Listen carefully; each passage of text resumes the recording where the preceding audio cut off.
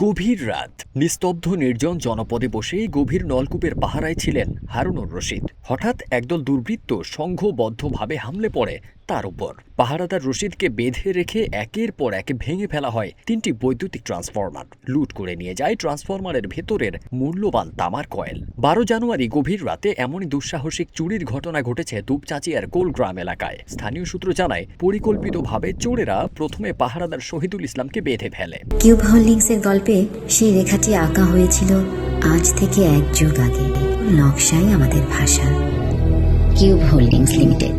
এরপর বিদ্যুতের খুঁটিতে উঠে ট্রান্সফরমার ভেঙে কয়েল খুলে নিয়ে যায়। ঘটনাস্থলে পড়ে থাকে কেবল খালি বক্স। পরে নলকূপের মালিক হারুনুর রশিদ ঘটনাটি টের পেয়ে চিৎকার দিলে স্থানীয়রা ছুটে আসেন।